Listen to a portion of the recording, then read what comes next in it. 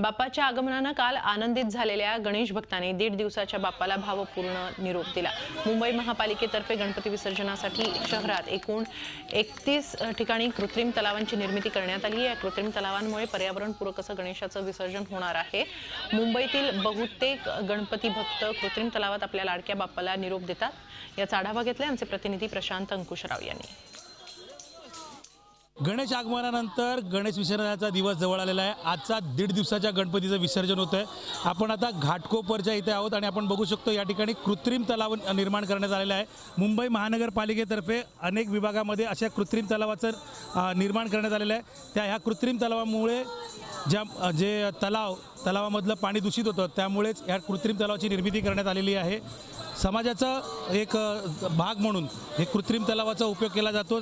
पर्यावरणाचा ऱ्हास होऊ नये यासाठी कृत्रिम तलावाचा उपयोग केला जातो आणि बहुतेक जे भाविक आहेत हे कृत्रिम तलावाचा उपयोग करताना दिसतात। आपल्याबरोबर काही भाविक आहेत की कृत्रिम तलावाचा तुम्ही वापर करताय, एक पर्यावरणापूरक म्हणून आहे, काय सांगाल तुम्ही?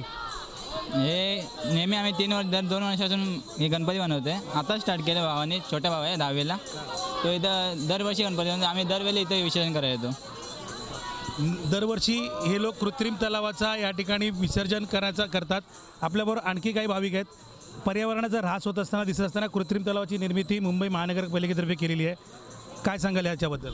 ॲक्च्युली याच्यासाठी आम्ही शाडूच्या मातीचं छोट्या भावाने छोटी मूर्ती बनवलेली आहे, जी जेणेकरून POPच्या मूर्तीच्या कम्पेअर टू शाडूची मातीची मूर्ती लवकर विरघळते आणि त्याच्यामुळे पर्यावरणाचा कमीत कमी ऱ्हास होतो आणि एका अर्थी तुम्ही ऱ्हास होणारच नाही असं म्हणू शकता।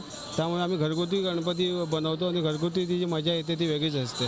नक्कीच आपण स्वतः बनवलेली मूर्ती जी आहे ती मूर्ती घेऊन ह्या कृत्रिम तलावामध्ये विसर्जन करण्यासाठी ह्यात घाटकोपरमध्ये बरीच गर्दी आलेली आहे।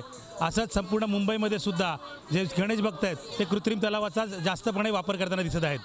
व्हिडिओ जर्नलिस्ट आर्यसह प्रशांत अंकुशराव, झी मीडिया, मुंबई। झी 24 तास रहा एक पाऊल पुढे।